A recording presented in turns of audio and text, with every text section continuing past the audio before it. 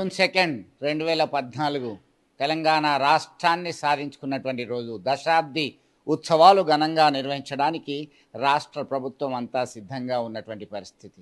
దీని వెనుక వేలాది మంది త్యాగాలున్నాయి. వందలాది మంది అమరులైనటువంటి ఘటన కన్నీటి పర్యంతమైంది మలిదశ ఉద్యమంలో.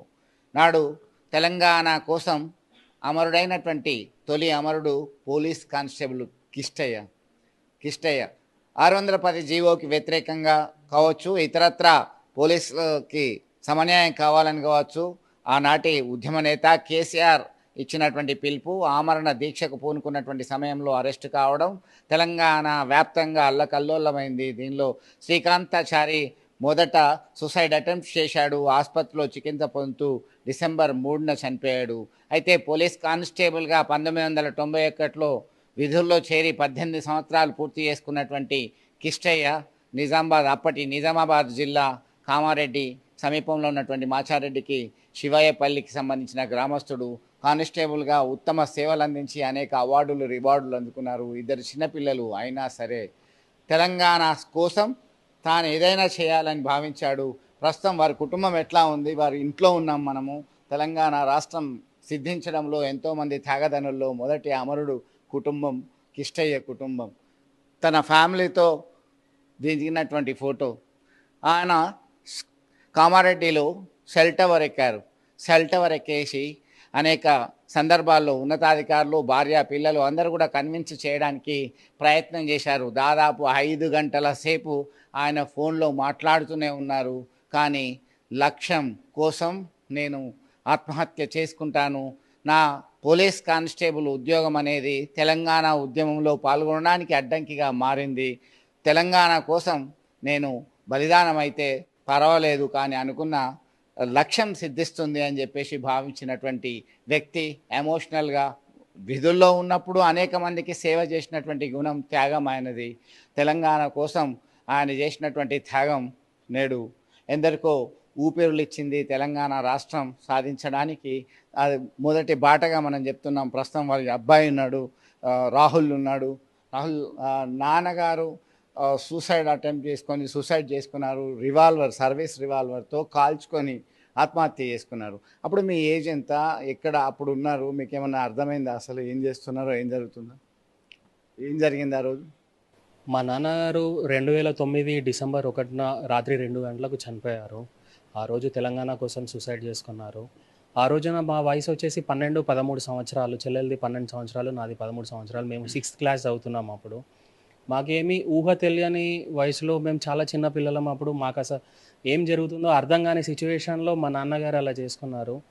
ఆయనకు ఎప్పటి నుండో చిన్నతనం నుండే ఆయన ఉన్నటువంటి సిచ్యువేషన్ కానీ, ఆయన చదువుకున్న సిచ్యువేషన్ కానీ, ఆయన పేదరికం నుండి పైకి వచ్చాడు, ఒక ఉద్యోగం చేసుకొని వచ్చాడు. ఆయన ఎప్పటికైనా సరే ఒక పేదవాళ్ళు ఎక్కడైనా కనిపిస్తే ఆయనకు ఎట్లా అంటే సహాయం చేసే గుణం ఎప్పుడు. ఎవరు కూడా ఇబ్బంది పడొద్దు, పేదవాళ్ళు కూడా అట్లా పస్తుని ఉండొద్దు, నేను అనుభవించింది ఎట్లా ఎవరు అనుభవించద్దు అని ఫ్యామిలీ కన్నా ఎక్కువ ఆయనకు సోషల్ సర్వీస్ అంటే చాలా ఇష్టం ఉండేది. ఆ రోజు ఆయన మనసులో ఒకటే ఉండే, ఆయన సూసైడ్ నోట్లో కూడా మెన్షన్ చేసుకున్నారు, తెలంగాణలో చాలామంది యువకులకు ప్రతి ఒక్కరికి మనకు న్యాయం జరగడం లేదు, తెలంగాణ వస్తే మన తెలంగాణ బాగుపడుతుంది, వాళ్ళందరికీ న్యాయం జరుగుతుంది. ఆయన రాసిన చివరి మాట ఏంటంటే, తెలంగాణ రావడం కోసం నా ప్రాణత్యాగం చివరిది కావాలి, దానితో ఆయన తెలంగాణ రావాలి, నా భార్య పిల్లలు ఏమైనా కానివ్వండి కానీ తెలంగాణ ఇవ్వండి, తెలంగాణ ప్రజలు సంతోషంగా ఉండాలి అన్న కోరుకున్న వ్యక్తి మా నాన్నగారు. ఆ రోజు ఆయన చేసిన పని ఏంటో, ఆయన చనిపోయారు, మాకేం తెలియని సిచ్యువేషన్లో అలా జరిగింది. కానీ ఈరోజు ఆయన లేని లోటు మేము చాలా బాధగా ఉంది మాకు. ఆయన ఇంతమంది ఉద్యమకారులు, అమరవీరులలో ఆయన ఒక వ్యక్తి కావడం కూడా చాలా మాకు ఒక అదృష్టం, గర్వంగా ఉంది మాకు. అండ్ ఈరోజు తెలంగాణ సిద్ధించింది, ఆయన మా మధ్యలో లేకపోవడం చాలా బాధగా ఉంది. ఏం చేసినా మేము ఎంత సెటిల్ అయినా కూడా మా నాన్న మాతో లేకపోవడం అన్నది చాలా బాధాకరం. అది ఈరోజు మా చెల్లెలు డాక్టర్ చదువుకుంది, MBBS కంప్లీట్ చేసింది, ఇప్పుడు జనరల్ సర్జరీ చేస్తుంది, MS. నేను సీనియర్ అసిస్టెంట్ NCC డిపార్ట్మెంట్లో చేస్తున్నాను. మేము ఇలాంటి సిచ్యువేషన్లో సెటిల్ అవ్వాలన్నది మా నాన్నగారు చూస్తే మాకెంత సంతోషంగా ఉండేది అన్నది ఇప్పుడు ఆ బాధ మాకు ఎంత చూసినా బాధ మాత్రం పోలేదు అది. కానీ ఈరోజు ఆయన కోరుకున్న తెలంగాణ వచ్చింది, ఆయన అనుకున్నట్టు డెవలప్మెంట్ అవుతుంది. ఆయన కోరుకున్నది ఏంటి అని అంటే యువకులకు ఎవరికి కూడా పస్తులు ఉండదు, ప్రతి ఒక్కరు సెల్ఫ్ సస్టైనబుల్ ఉండాలి. ఎవరు కూడా నిరుద్యోగులు కానీ అట్లా ఎవరికైనా సరే నిరుద్యోగం అన్న మాట ఉండొద్దు అనేది ఒక కోరిక ఉండేది. ఎవరైనా వాళ్ళ కుటుంబాలను సంతోషంగా చూసుకోవాలా, పేదరికం నుండి ఉండొద్దు అనేసి. ఈరోజు మనం ఒకటి అబ్జర్వ్ చేస్తే మన తెలంగాణ లాస్ట్ 10 సంవత్సరాలలో ఎవరైనా సరే సెల్ఫ్ సస్టైన్ అవ్వడానికి కావాల్సిన రిసోర్సెస్ అన్నీ మన దగ్గర ఉన్నాయి. ఆయన కోరుకున్నది సిద్ధిస్తుంది. ఇంకా మన తెలంగాణ చాలా డెవలప్ అవ్వాలి అని కోరుకుంటున్నాను.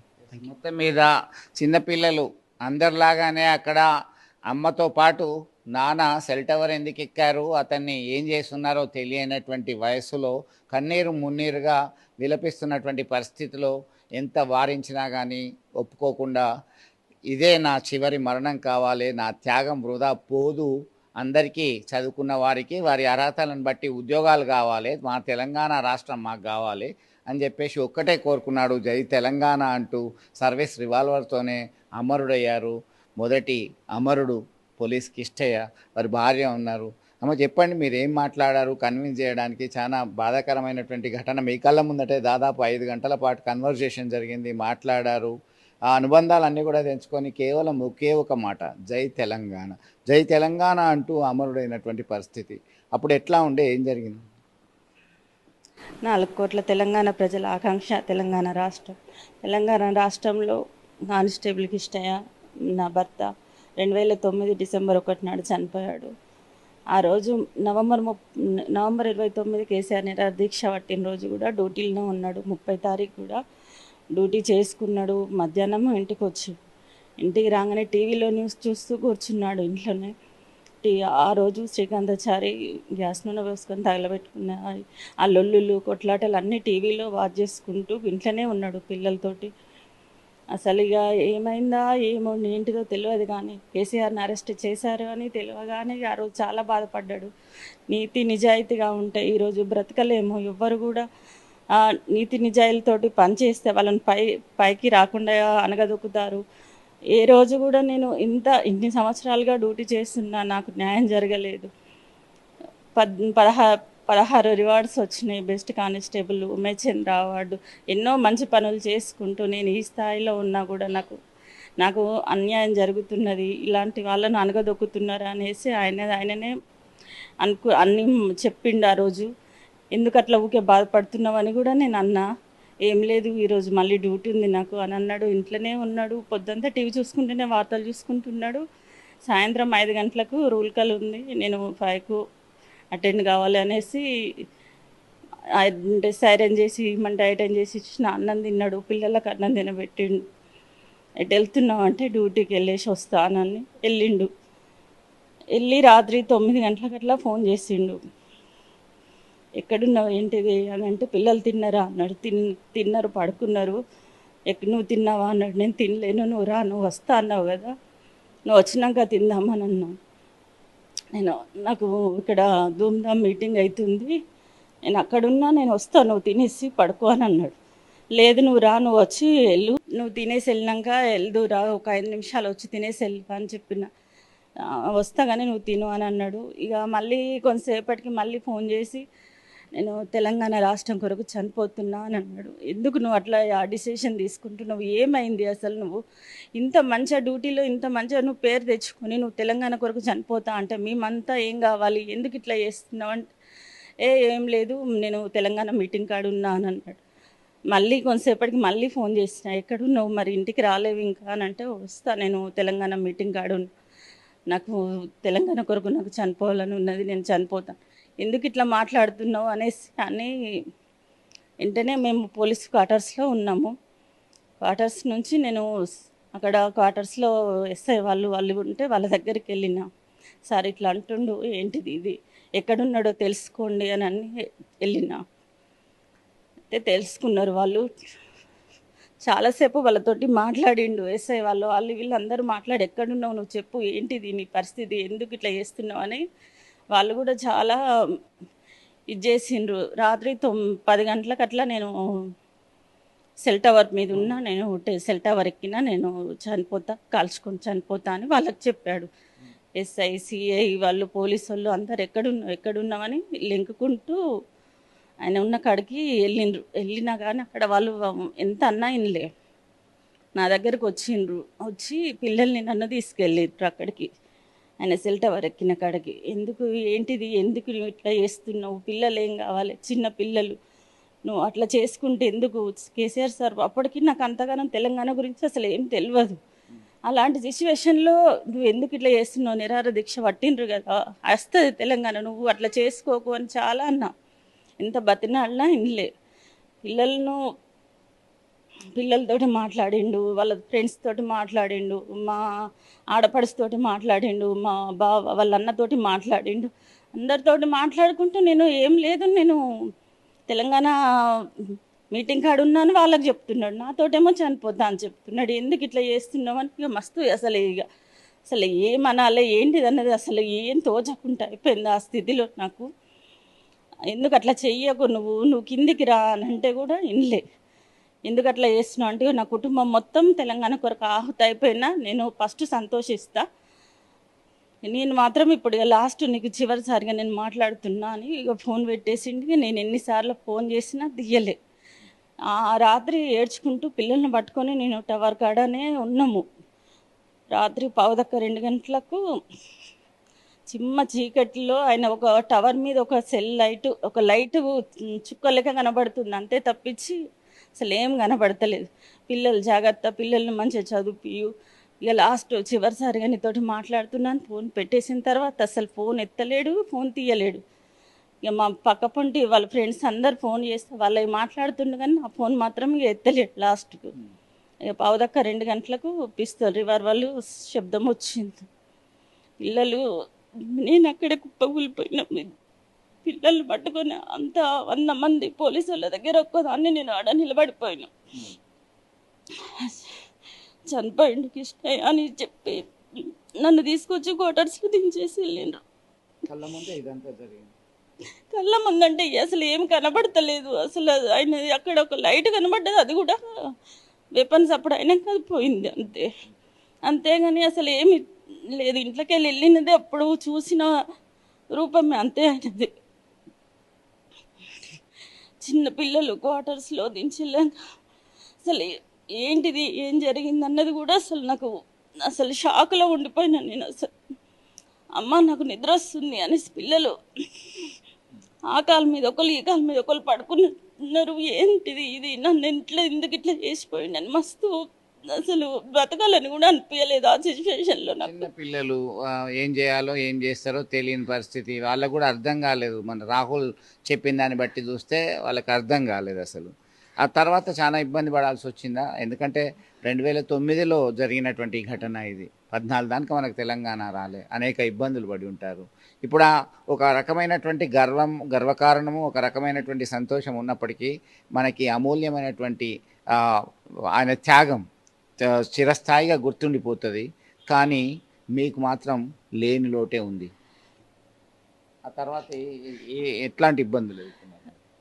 ఆయన ప్రాణత్యాగం వల్ల తెలంగాణ రాష్ట్రం వచ్చింది, కానీ ఆయన లేని లోటు మాకు ఎప్పటికీ ఉంటుంది. ఎంతో నిజాయితీగా పనిచేసి ఆయన డ్యూటీలో కూడా ఒక్కరిని కూడా నొప్పియకుండా అందరితోటి మంచిగా ఉంటూ ఒక్క రూపాయి కూడా లంచం తీసుకోకుండా ఆయన పనిచేసిండు కానిస్టేబుల్గా. ఆయన చనిపోయిన తర్వాత కామారెడ్డి నుంచి నేను కరీంనగర్ రావడం జరిగింది పిల్లల్ని తీసుకొని. అసలు ఊరిలో ఎలా నేను బ్రతకాలి, ఎలా ఉండాలి అన్న సిచ్యువేషన్లో నాకు చిన్న పిల్లల్ని పట్టుకొని నేను ఇక్కడ కరీంనగర్కి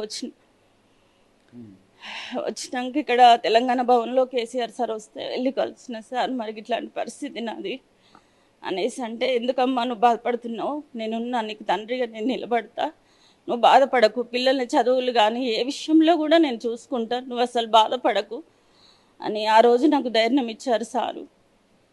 అప్పుడు 6th క్లాస్ ఉన్న పిల్లల్ని 7th అప్పుడు అంతా ఫ్రీ ఎడ్యుకేషన్ చేయించారు. 10thలో మంచి మార్కులు వచ్చినాయి. 9.8 పాపకు వచ్చినాయి, 9.7 బాబుకు వచ్చినాయి. ఇంటర్లో ఫ్రీ ఎడ్యుకేషన్ తీసుకున్నారు. ఇంటర్ అయిపోయిన తర్వాత వాళ్ళ నాన్న కోరిక, తను డాక్టర్ కావాలి, డాక్టర్ చదివిపిస్తాను పాప అనేసి అంటుండే. దాన్ని నేను సీఎం అప్పుడు కేసీఆర్ దృష్టికి తీసుకొని వెళ్ళిన, సార్ ఇట్లుండే మా వారికి అలా ఇప్పుడు చదివిపించే స్తోమత నాకు లేదు, మరి పాప అయితే మంచి మార్కులతోటి క్వాలిఫై అయింది అని అంటే నీకు ఎందుకు అమ్మ బాధ, నేను చదివిస్తా పాపను అనేసి ఇప్పుడు 5 సంవత్సరాలు 5 లక్షలు ఇచ్చి Chelmeda Anandarao institute of medical కాలేజీలో ఎంబీబీఎస్ చేయించారు. బాబుకు అమరవీర్లకోటలో జాబ్ వచ్చింది. మేము ఇప్పుడు ఉన్నాము, కానీ ఆయన లోటు అసలు పిల్లలు ఎదిగింది కానీ వాళ్ళు చేసేటి కానీ ఏవి చూడలేకపోయారు. చిన్న పిల్లలు చదువుకోవాలన్న పిల్లలు ప్రతి పేదవాళ్ళకు సహాయం చేయాలి అని అంటుండే. దాన్ని బట్టి నా కూతురు డాక్టర్ చదువుకున్నది, ఎంతో పేదవాళ్ళకు న్యాయం చేస్తుంది. సో మొత్తం మీద కన్నీటి పర్యంతమయ్యే ఈ ఘటన అమ్మ నాన్న అంటూ తిరిగే చిన్న పిల్లలు, వాళ్ళు 6వ తరగతి అంటే 10-12 సంవత్సరాల వయసు ఉన్నటువంటి పిల్లల ఆలన పాలన చూసే వయసులోనే జై తెలంగాణ అంటూ నినదించాడు. మనమేమన్నా దేశాన్ని అడుగుతున్నామా, మనమేమన్నా వేరే కోరుతున్నామా, తెలంగాణ రాష్ట్రం మాత్రమే కోరుతున్నాం కదా అంటూ తనదైన శైలిలో స్పందించారు. ఎందుకంటే న్యాచురల్గానే సహజంగానే కష్టాలు ఎక్కడున్నా సంఘం కోసం కష్టపడే తత్వం అయింది. పోలీస్ కిష్టయ్య తనదైన ఎమోషనల్గా ఫీల్ అయ్యారు. ఎమోషనల్గా ఫీల్ అయిన తర్వాత మళ్ళీ ఆయన 5 గంటల పాటు కన్వర్సేషన్ చేసినప్పటికీ కూడా ఏమాత్రం తన యొక్క నిర్ణయాన్ని మార్చుకోలేదు. పర్వాలేదు, మీరు అనుకున్నది సాధిస్తామని చెప్పేసి అన్న తర్వాత కూడా వారు మనసు మార్చుకోలేక అనుకున్నట్టుగానే అమరుడైన తర్వాత అనేక మార్పులు వచ్చాయి. పోలీస్ కిష్టయ్య లేరు నేడు. పోలీస్ కిష్టయ్య లేనప్పటికీ కూడా ఆయన చేసినటువంటి త్యాగాలు మాత్రం చిరస్మరణీయమైనవి. అనేక కష్ట నష్టాలకి ఎదురొడ్డి పోరాడి జీవితంలో కిష్టయ్య కోరిన ఉన్నతమైనటువంటి దిశకు చేరుకున్నారు. అయితే తెలంగాణ రాష్ట్రం సాధించడంలో ఒక జ్యోతిగా వెలిగిపోయాడు, అమరుడయ్యాడు. కానీ స్వప్నం సాకారమైంది, అతను మాత్రం అనుభవించే స్థితిలో లేరు.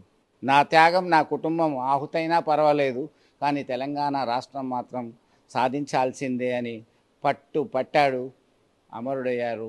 తన కుటుంబానికి తీరని లోటునే మిగిల్చారు. కానీ తెలంగాణ సమాజానికి ఈయన ఒక ఆదర్శనీయమైన వ్యక్తిగా మారారు. డిసెంబరు 1వ తేదీనే అమరుడయ్యారు అర్ధరాత్రి. నవంబర్ 30 సెల్ టవర్ ఎక్కారు.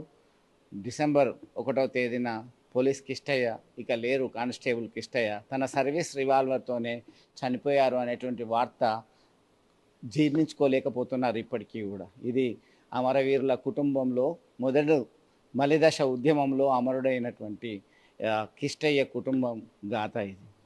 వీడియో జర్నలిస్ట్ సుమంత్తో కలిసి చంద్రశేఖర్, RTV, కరీంనగర్ నుండి. మరిన్ని వీడియోస్ కోసం ఛానల్ ని సబ్స్క్రైబ్ చేయండి. లేటెస్ట్ అప్డేట్స్ కోసం వాట్సాప్ ఛానల్ ని ఫాలో చేయండి. అండ్ లింక్ డిస్క్రిప్షన్ లో ఉంది.